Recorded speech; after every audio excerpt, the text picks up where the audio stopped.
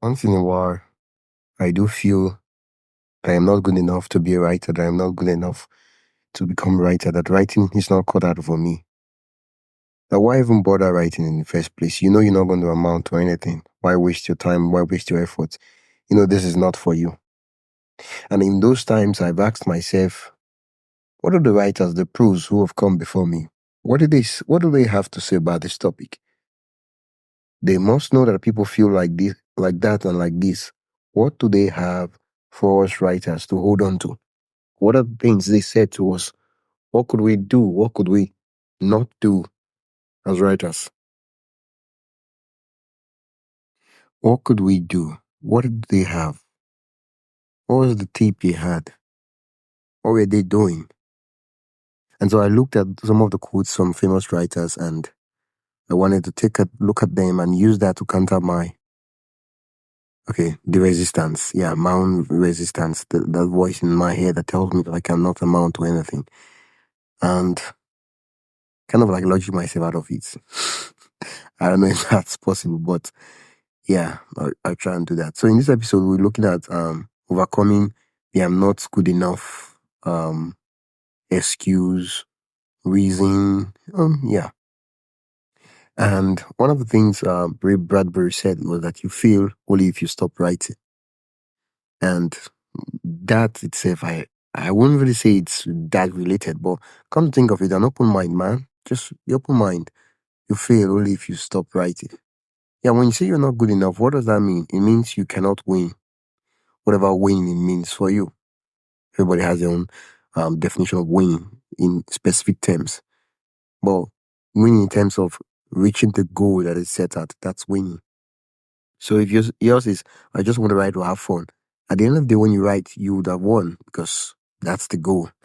And then yours could be, I want to write an incredible, excellent piece of writing that when people read it, they move from boundaries to boundaries, from dimensions to dimensions, and the story is stuck on their heart. And they go on living with that story in mind. And if you were able to do that, then you've won. Now, I am not good enough simply means that I do not have the necessary skills, the capacity to get the job done. I do not have the necessary skills to win. So that way means I am not good enough. So I think we should complete it. It's more like I am not good enough to win. I'm not good enough to write a bestseller. I'm not good enough to get published. I'm not good enough to, that's the idea. I'm not saying you should be saying that to yourself because I wouldn't want you to be saying that. But, it completes the picture. Because when you say I'm not good enough for what? Because in the last episode, I said that nothing physically stops us from writing, except, of course, we have physical ailments or that. Even then, I think when Major writing Paradise Lost, he was blind. He detected Paradise Lost. Yeah, not too sure about that, but yeah, that's what I saw. He detected it, and I'm like, dude, man, like that was a very tangible excuse and reason not to write, and yet the man still wrote the book. Like not like he wrote it. Well, you get what I mean. He detected the book, and Paradise Lost. If you read it, sometimes I look at it, and I'm like, dude, how did you? This is a masterpiece, man. How did you put this together? Seriously. And it's like you will fail only if you stop writing. And I feel that if we stay long enough, if we keep practicing long enough, we'll get good at it. But only if we keep practicing, only if we keep showing up. Not if we keep wishing, not if we keep visualizing, not if we keep imagining, only if we keep showing up. That's when we can win. That's when we can reach our goals. You fail only if you stop writing by Ray Bradbury. Okay. And one of the other quotes I saw is one from Susan Somers. He said, I wrote my way out of the profoundest darkness I have ever encountered. And looking at my life, I'm like, dude, you just have some dark occurrence, some dark moments you could actually use as raw materials to create a story. You're actually wasting potential and wasting materials. I'm like, yeah, Yeah, I'm actually doing that. Yeah, I'm not good enough. Okay? I'm not good enough to do what exactly? I'm not good enough to win. Okay, so what does winning mean? And so that's I wrote my way out of the profoundest darkness I've ever encountered by Susan Summers. Okay? Yeah, I don't really have much to say about that quote. Yeah, it doesn't really resonate with me, but it could resonate with you, but nah, for me, maybe sometime in the future. And another quote I have here, and I quote, write what disturbs you, what you fear, what you have not been willing to speak about. Natalie Goldberg. Yeah. Yeah. What disturbs you, what you fear. Some of the things that we imagine could happen, we imagine would happen. Some terrible things, Write those things.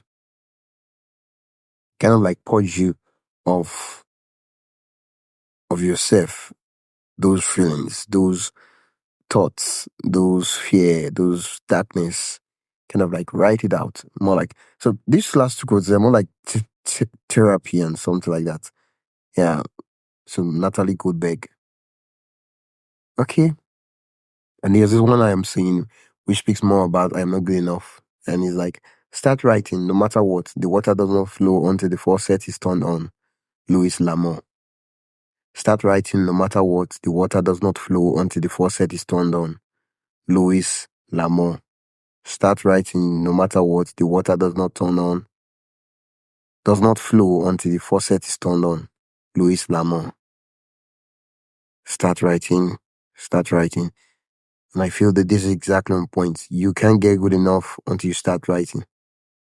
You can get like how do you expect, like, in centuries there are cases of one or two geniuses that just figured it out before they even attempted it. But you're not a genius, and nobody said you were a genius. Yeah, the rest of the world is filled with average men who tried their best, who gave all they could to what they did, and they became really exceptional at it. Yeah. So I don't know why you're trying and attempting writing as if you're a genius. You're not a genius, man. You're a man. You just you you're not even good at it. But you're just going to figure it out only if you try, or if you do it, or if you turn on the faucet. That's when you get into the flow. Okay.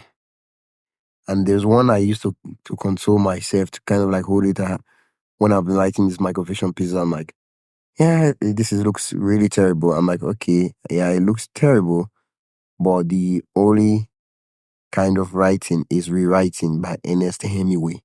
The only kind of writing is rewriting.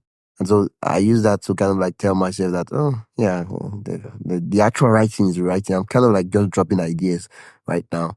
When I get into the rewriting, I know I'll finish everything and scatter everything, and, I'll do a good job at it. Yeah, really. The only kind of writing is writing. And to some extent, yeah, when you write and you leave the work and come back, you begin to see, I'm like, no, no, I gotta put this thing here. I gotta put this paragraph here. I gotta put, you have something to work with.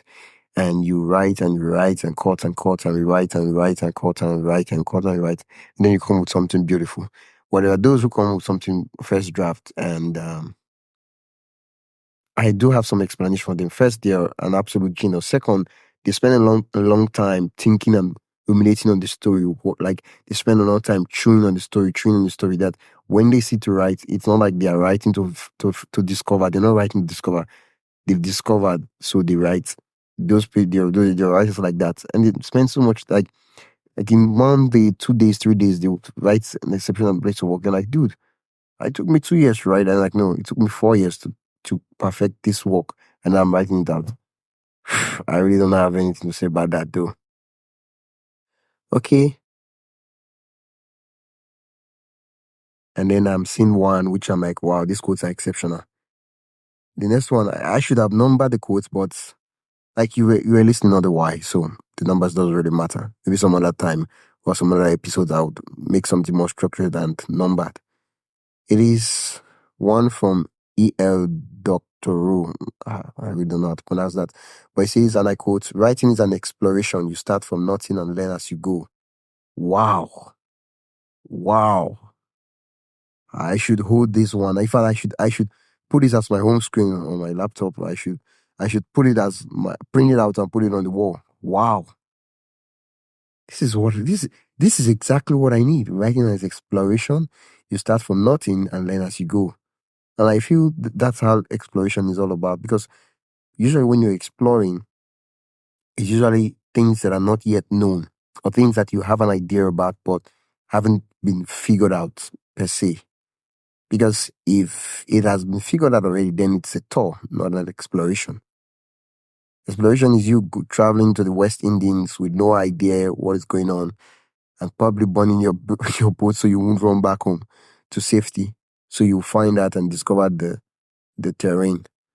That's exploration. You don't know what you're gonna figure out. You don't even know if you survive the trip. But uh, writing is not as bad that way. But you don't know if the writing is going to make up to anything. But you plunge into it anyway, because as the writing begins, you would figure out your way and you will learn.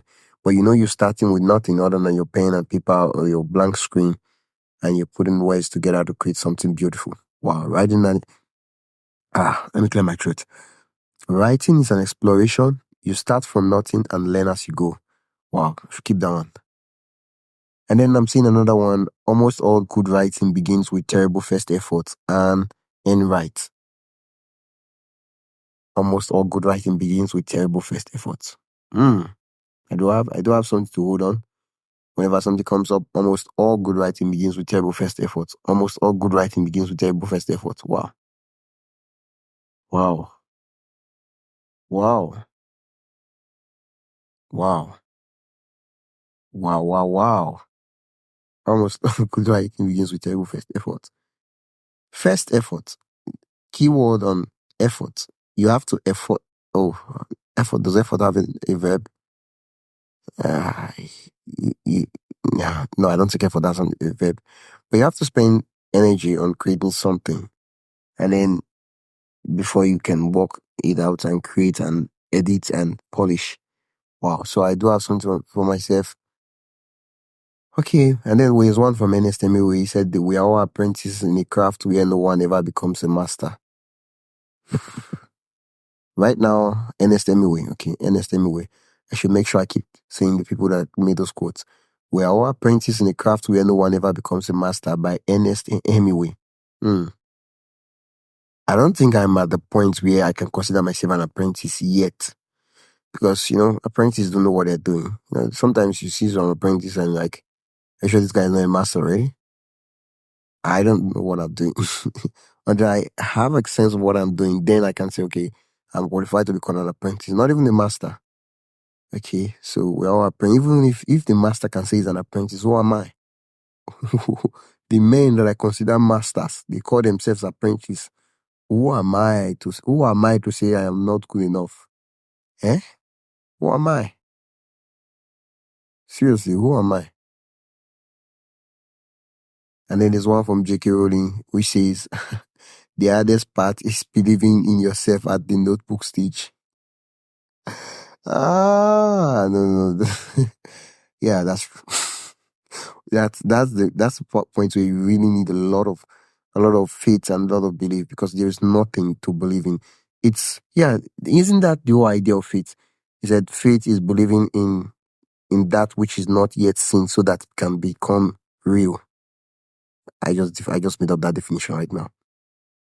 But in true sense, faith is believing without seeing. That's what faith. If you have to see something to believe, then it's not really faith per se. Of course, you're believing, but it's not really faith. True faith is when you have nothing to hold on to, nothing to hold on to. You're not good. You feel you're not good enough. Your first writing is terrible. You can't even come up with a good story, and that's where true faith comes from. So faith is the hardest part is believing in yourself at the notebook stage. J.K. Rowling. Okay. And I have another one from yeah. These last three quotes are really, really, really on point for me. And this one is I think I will change this. I'll use this last one. Yeah, I'll use this last one as the last quote for the episode, because this one is just right on point. Right on point. So let's go to the other one. The other one is The first draft is just you telling yourself the story. Terry Pratchett. The first draft is just you telling yourself the story. Terry Pratchett. Yeah. Most of the times I tell myself that the first draft, I'm just capturing the idea. I'm just kind of like trapping the idea in real form. Later on, I'll come and write it. And, like Ernest Hemingway said, writing is rewriting. Okay. So the first draft is you trapping the idea and then you rewrite it in the words of Ernest Hemingway. And then next one before the last one is you don't start out writing good stuff. Wow. You started writing crap and thinking it's good stuff. And then gradually you get better at it. Octavia E. Butler. You don't start out writing good stuff. You started writing crap and thinking it's good stuff. And then gradually you get better at it. Octavia E. Butler. I should go over that again, just in case you have to hear it again. And I'll go over it slowly. Wow, that's a mouthful. You don't start out writing good stuff. You start out writing crap and thinking it's good stuff. And then gradually you get better at it. Octavia E. Butler. Wow, that's like right on point. But then the problem is that for me, I don't think it's good stuff. I think it's absolute crap. Yeah, and then gradually you get better at it. And you can only get better at it when you keep writing. Just like you said, you have to turn the faucet on to get into the flow. And then the last one, and after which for this episode, and I would love to know which one is your favorite episodes. Is from James Tober. He said, "Don't get it right, just get it written."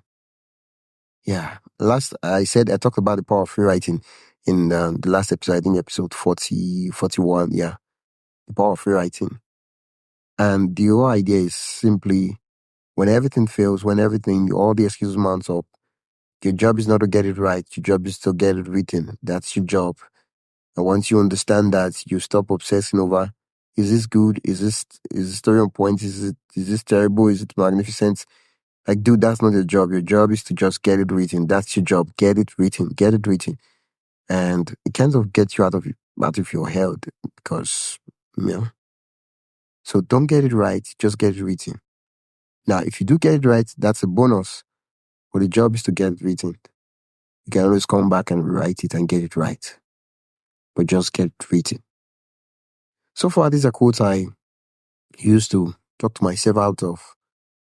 I'm not good enough, and I hope these quotes kind of give you a new perspective and perception towards your skill level and as a writer. Thank you so much for listening to the episodes. I do have plans in the future of making, better episodes, but I won't get better at making episodes except I keep showing up, and that's for it. So far, you've been listening to me. My name is Oyemichi Nwakonam, and you've been listening to the Buildwriting podcast. Do subscribe to my newsletter at buildwriting.com/newsletter. Buildwriting.com/newsletter, yeah. Until next time, keep writing and make sure your job is to get it right. Your job is to get it written and not get it right. That's a paraphrase of James Tober. Until next time, keep writing.